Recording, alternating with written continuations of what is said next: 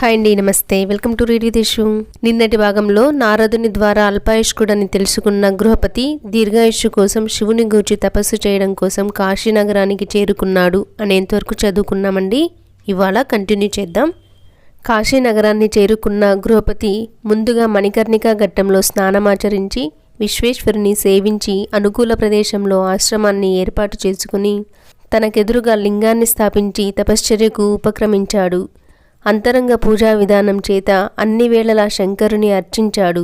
మునులారా, దాని క్రమం ఎట్టిదంటే ముందుగా అంతరంగంలో శివధర్మాన్ని దృఢంగా నిలుపుకోవాలి. అదే మూలకందం అంటే దుంప, జ్ఞానమే దాని నాళం అంటే కాడ, అష్టైశ్వర్యములే దాని దళములు, రుద్రేశ్వరాదులు దాని కేసరములు, వైరాగ్యం దాని కర్ణిక. మన హృదయ కమలములో ప్రకాశిస్తున్న సోమ సూర్యాగ్ని మండల త్రయ మధ్యమందున్న సత్ ఏ శివస్వరూపం, చిత్ దాని దేహకాంతి, ఆనందం దాని లావణ్యం, ఇతర సద్గుణములు దాని ఆభరణాలు. శివుడు లోపల బయట అంతటా వ్యాపించి ఉన్నాడు. ఎలాగంటే శుద్ధ స్ఫటికం చెంత దీపాన్ని ఉంచితే బయట ఉన్న దీపకాంతి స్ఫటికం లోపల ప్రకాశిస్తుంది. చిల్లుల గల ఘటంలో దీపాన్ని ఉంచితే ఆ దీపకాంతి బయటకు ప్రసరిస్తుంది. పరమాత్మ స్వరూపం అలాంటిది. లోపల వెలుపల ఒక్క విధంగానే ప్రకాశిస్తాడు ఆయన. అట్టి ఈశ్వరుని భావించి సర్వజగత్తుకు ఆధారమైన వాడు ఆయనొక్కడే అన్న నిశ్చయం ఆసనం. శంకరుడు పరిపూర్ణుడు అనుబుద్ధి ఆవాహనం. జగత్తంతా ఆయన విభూతియే అను తెలివి పాద్యం. సుఖాలనిచ్చేవాడు శంకరుడు అను జ్ఞానం అర్ఘ్యం. శంకరుడు పరమ పవిత్ర స్వరూపుడు అన్న ఎరుక ఆచమనం. నిత్య నిర్మలుడు శంకరుడు అనుబోధ స్నానం. జగత్తంతా ఆయన అతిక్రమించి ఉన్నాడనే శుద్ధ విద్య వస్త్రం. ఆయన త్రిగుణాతీతుడు అనే జ్ఞానం యజ్ఞోపవీతం. చైతన్యమే ఆయన స్వరూపం అను తలపోత ఆభరణం. శంకరుడు చిత్ స్వరూపుడు అను బుద్ధి గంధం. కారుణ్యం అక్షతలు. ప్రణవ పంచాక్షరులు ఆయనకు పుష్పాలు. విషయసుఖాలకు దూరంగా ఉండడం ధూపం. ఈ జగత్తును ఒత్తిగా చేసుకొని పరమాత్మ వెలిగిపోతున్నాడనే దృష్టిని కలిగి ఉండడం దీపం. నిత్యతృప్తుడై ఉండడమే నైవేద్యం.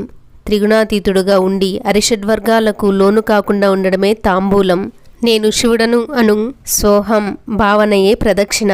సమస్త తత్వములను అతిక్రమించి ఉండడమే నమస్కారం. శివుని యందు ఐక్యభావన విసర్జనం. ఈ విధమైన ఉపచారాలచే శంకరుని పూజించడమే అంతఃపూజ. ఈ విధంగా గృహపతి ప్రతిదినం మానస పూజ చేస్తూ నియతాహారుడై సంవత్సర కాలం తపస్సు చేయగా ఇంద్రుడు ప్రత్యక్షమై వాంఛితాన్ని తెలుపవలసిందని కోరగా, నేను శంకర భక్తుడను, ఆయన నుండి మాత్రమే వరాన్ని స్వీకరిస్తాను, అన్యులతో నాకు పని లేదు, వచ్చిన దారినే మరలిపో అని మృదువుగా తిరస్కరించాడు. దానికి ఇంద్రుడు కోపించి దంబోళిని జులిపించి బాలుని భయపెట్టాడు. మెరుపులు సృష్టించిన వజ్రాయుధ కాంతులకు నారదుడు చెప్పిన వైద్యుతాగ్ని గండం ఇదే కాబోలు అనుకుని బాలుడు భయకంపితుడై మూర్ఛపోయాడు. వెంటనే వృషభధ్వజుడు ప్రత్యక్షమై మూర్ఛాగతుడైన బాలుని లెమ్ము నీకు మంగళమగుగాక అని ఆశీర్వదిస్తూ తన అమృత హస్తాలతో స్పృశించాడు. నిద్రలేచిన వాని వలె లేచి ఆ బాలుడు ఎదురుగా ఉన్న శంకరుని దర్శించి ఆనందాశ్రువులు చెక్కిళ్లపై జారా చేతులు జోడించి బొమ్మలా నిలబడిపోయాడు. ఆ బాలుని చూసి కరుణామూర్తి అయిన శంకరుడు చిరునవ్వుతో ఇలా అన్నాడు: ఓ బాలక, గృహపతి, దేవర్షగు నారదుని మాట అసత్యం కాకూడదు. ఆ కారణంగా నేనే ఇంద్రుని పంపించాను. ఇదంతా నా మాయ. నీ మనోగతం నాకు తెలుసు. నీ వాంఛితం నెరవేరుతుంది. నీవు అగ్ని పదవిని పొంది యమునికి ఇంద్రునకు మధ్యలో దిక్పాలక స్థానాన్ని అధిష్ఠించి దేవతలకు నరులకు కూడా వరములను ఇయ్యగలవు. నీవు సృష్టి అంతా వ్యాపించి ఉంటావు.